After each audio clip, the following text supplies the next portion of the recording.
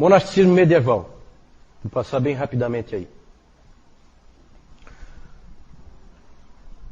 Todo o período anterior que nós vimos, monasticismo beneditino. Benedito escreveu a regra lá em 500 e alguma coisa, 520 ou 540, não me recordo bem, e todos os monges eram beneditinos, seguiam a regra. Até o século X. E aí surgem novas ordens. Primeiro surgem novas ordens, ainda usando a regra, como os monges de Cluny. Porque tem uma coisa interessante no monasticismo, ele sempre se deteriora. Então esses caras, esses monges começam muito bem, muito firmes, e a coisa vai, aos poucos, degringolando, e eles começam a cair numa vidinha mansa, e pecado, então... E aí o Cluny é na França, esse mosteiro de Cluny vem com a intenção de reformar o monasticismo. É sempre assim. Sempre daí aparece alguém querendo reformar porque está tudo uma bagunça. Então eles criaram um mosteiro com novas ênfases e tal. Aí tem um sujeito importante que é o Bernardo de Cluny, nós não temos tempo de ficar analisando ele. Nós vamos analisar um outro sujeito, porque aí Cluny caiu, né?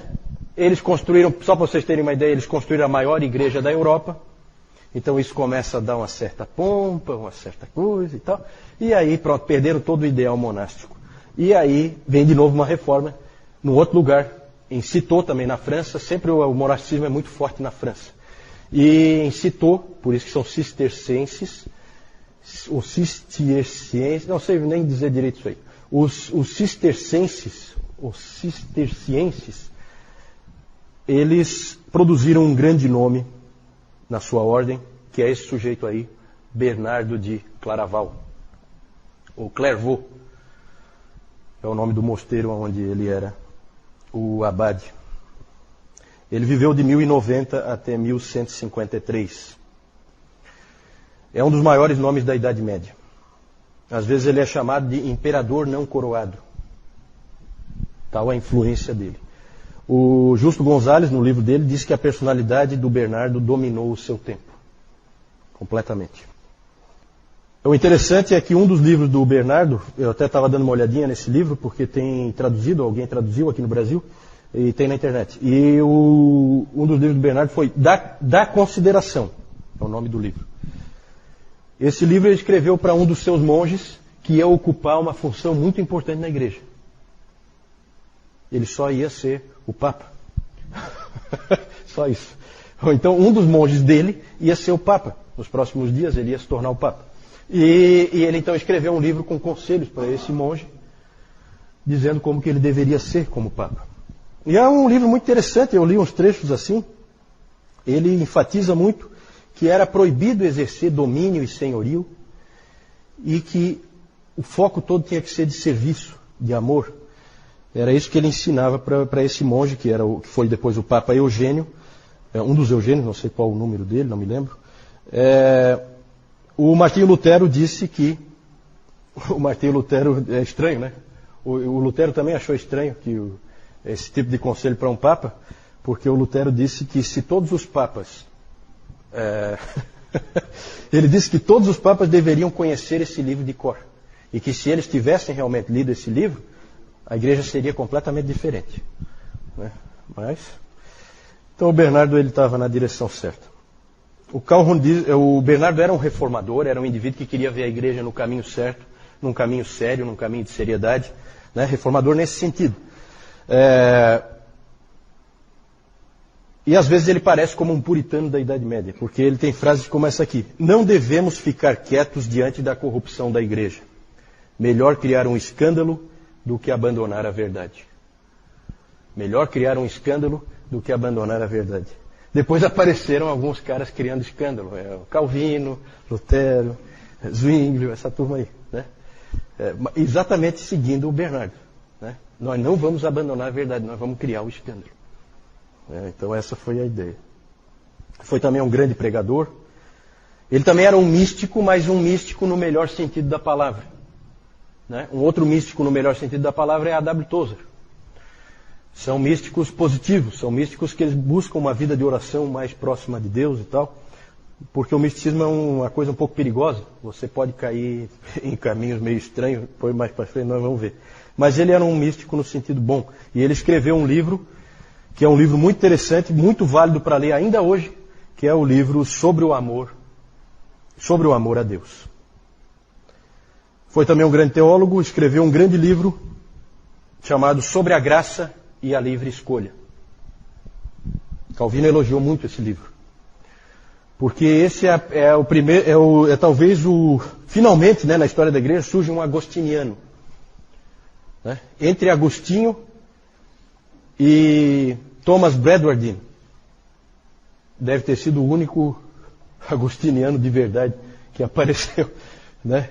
Assim, forte, né, de peso. Claro que teve ali o Gottschalk e outros, mas esse aí é um de peso. Só que tem um detalhe, entre Agostinho e Thomas Bradwardine tem 900 anos. Então é interessante ele aparecer aí no meio, né? Isso. Não, na verdade ele vai tratar do assunto, né? O título, né? Não é que ele está defendendo, ele vai tratar desse assunto, né? Eu não conheço o livro, não conheço o teor do livro, mas eu sei que o Calvino via com muito bons olhos esse livro aqui do Bernardo de Clairvaux, Bernardo de Claraval. Novas ordens no século XIII, passar bem rapidinho aqui. Nós falamos bastante dos beneditinos, mas no século XIII 2 outros movimentos aparecem. Os franciscanos, aí nós temos aí o Francisco, né? Tudo começa com Francisco de Assis. Assisi é uma cidade da Itália, tá? E o Francisco nasceu lá. Como é que era o nome do Francisco? Não, o nome dele não é Francisco. O nome dele não é Francisco, o nome dele é Giovanni de Bernardone, o nome dele é João. Na verdade, Francisco é um apelido, né? É o pequeno francês, Francesco, o pequeno francês, né? Na verdade, ele não era francês também, então é umas coisas esquisitas. Ele era italiano. Então eu não sei. Não me peço para explicar, porque tem umas coisas estranhas, muito estranhas. Esse Francisco, ele não era um intelectual, ele é um indivíduo diferente, um personagem ímpar na história da igreja, um cara que não tem ninguém igual a ele é completamente diferente, ele escreveu muito pouco, escreveu só um testamento. Os seus seguidores, quem viu aquele livro Irmão Sol, Irmã Lua, viu que ele andava com um monte de seguidores assim, e pobre, não tinha nada, não tinha onde cair morto. Ele gostava muito daquele texto que Jesus Cristo dizia que ele não tinha onde reclinar a cabeça, né? E ele procurava viver assim também. Eu não vou entrar em detalhes, né? Os seguidores dele. Ele era rico. Ele era filho de um comerciante. Isso. E ele foi deserdado, né? O pai dele tentou de todo jeito e tal. Aí o pai dele, não, então você não vai ficar com nada do que é meu. Aí pegou, tirou a roupa. E até a roupa, que era o pai que tinha... ele entendia que era do pai, né? E aí entregou até a roupa e saiu assim, maltrapilho, e viveu a vida inteira assim. Ele foi um pregador. Os seguidores dele escreveram um livro, As Pequenas Flores de São Francisco, e nesse livro tem muitas histórias meio enfeitadas assim, mas tem algum fundo de verdade, né? Uma história interessante é a história do lobo de Gúbio. A cidade de Gúbio tinha um lobo lá que estava matando todos os animais dos camponeses e estava às vezes matando até pessoas. E chamaram o Francisco foi lá, e ele então, encontraram lá onde é que estava o lobo, e ele chegou lá perto de onde o lobo estava, e ele então pregou para o lobo. Porque ele pregava para os animais, esse Francisco. E ele então pregou para o lobo. E aí ele disse assim para o lobo, deixa eu ver se eu tenho aqui. Venha cá, irmão lobo, eu te ordeno em nome de Cristo que não faças mais nenhum mal a mim ou a qualquer outra pessoa. E aí diz que o lobo fechou a boca, que estava rosnando e coisa, e veio calmamente e deitou no pé do Francisco. Né? Tem essas histórias assim, aí a gente não sabe o quanto disso aí é verdade, né? Mas o Francisco é cheio das histórias. A vida de Francisco... né? Continua sendo, né? Mas não foi ele que inventou, não. Foram os seguidores dele. A vida de Francisco era uma vida de pobreza e de serviço. Tá? Pobreza e serviço. Ele se recusava a ter qualquer coisa. Uma discussão muito grande que teve entre os franciscanos é que era a seguinte: será que um franciscano pode ter uma Bíblia?